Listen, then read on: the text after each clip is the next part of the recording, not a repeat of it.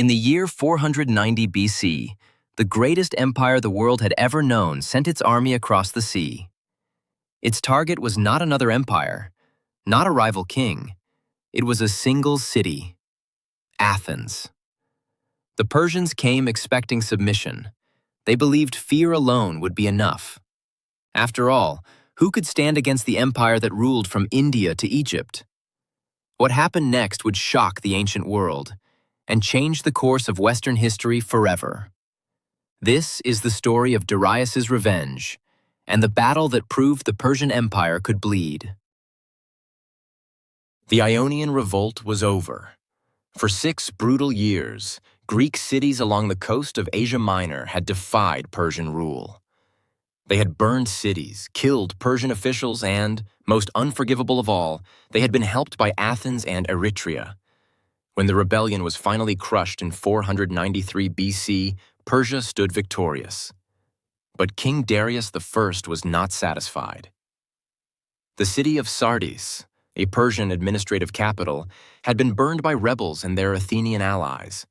To Darius, this was not merely rebellion. It was insult.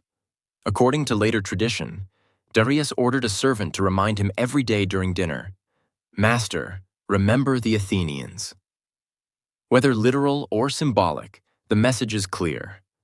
Athens was now marked for punishment. Persia would not merely defend its empire, it would make an example. In 492 BC, Darius launched his first move against mainland Greece. The commander was Mardonius, his son-in-law and one of Persia's most capable generals. This was not yet a full invasion. It was a test of strength. Mardonius marched through Thrace, forcing cities to submit. He crossed into Macedonia, turning its king into a Persian vassal. Step by step, Persia tightened its grip. But then disaster struck. As the Persian fleet sailed near Mount Athos, a violent storm shattered hundreds of ships. Thousands of men drowned. No Greek army had defeated Persia. Nature had. Mardonius was wounded and the campaign collapsed. To the Greeks, it felt like divine protection. To Darius, it was unfinished business.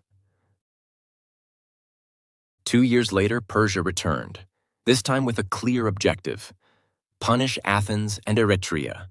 Darius placed command in the hands of Datis, a Median general, and Artaphernes, his nephew. Instead of marching through northern Greece, they chose a new strategy: a naval strike across the Aegean. Island by island, city by city, Persia advanced. The island of Naxos was burned. Other islands surrendered without resistance. Persia was sending a message: submit or be destroyed. Then came Eretria. After a short siege, the city fell. Its temples were burned. Its people were enslaved and deported deep into Persia. Athens watched in horror. Eretria had shared Athens' crime. Now Athens knew it was next. Athens was not a powerful empire. It had no king, no professional army. What it had was something rare in the ancient world: a democracy. And democracy meant debate. Some Athenians argued for surrender. Persia was too strong. Resistance meant destruction. Others, led by a general named Miltiades, argued the opposite. Miltiades had seen Persia before. He knew how they fought, and he believed Athens could win, but only if it struck first. A messenger named Pheidippides was sent running to Sparta, begging for help. The Spartans agreed, but delayed. A religious festival forbade them from marching. Athens would face Persia alone. With them stood a small force from Plataea, loyal but few. Against them stood the might of the Persian Empire. The Persian fleet landed at a place called Marathon, a wide coastal plain northeast of Athens. It was perfect terrain for Persian cavalry. The message was clear: come out and submit, or watch your city burn. For days, both armies watched each other. The Persians waited, confident. The Greeks hesitated, divided. Then Miltiades convinced the Athenian commanders to act. Delay meant disaster. If Persia moved on Athens, the city would fall. The Greeks would fight here. At dawn, the Greek army advanced, about 10,000 Athenians and 1,000 Plataeans. Facing them was a Persian force possibly twice their number. The Persians wore light armor. They relied on arrows and mobility. The Greeks wore bronze armor. They fought shoulder to shoulder in a phalanx. Miltiades made a bold decision. He strengthened the wings of his army and deliberately weakened the center. Then the Greeks did something no one expected. They charged. Not walked, not advanced cautiously. They ran, across open ground, into a storm of arrows. The collision was brutal. The Persian center pushed the weakened Greek center back, but the Greek wings smashed through the Persian flanks. Then they turned inward. The Persians were surrounded. Panic spread.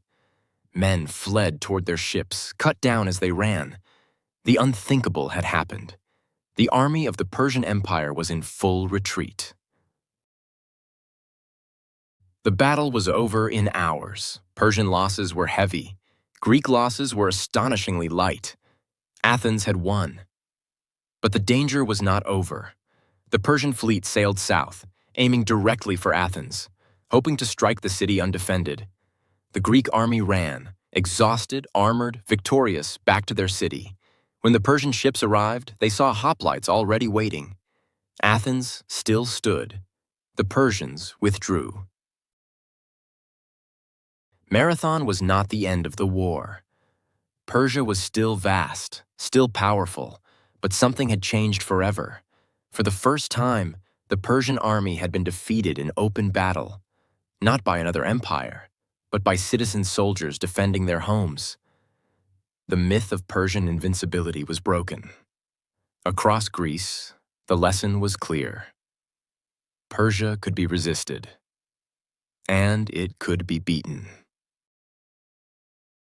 Darius did not forget. He began planning a far greater invasion, one that would erase Marathon forever. But rebellions erupted in Egypt. Time slipped away. In 486 BC, King Darius I died.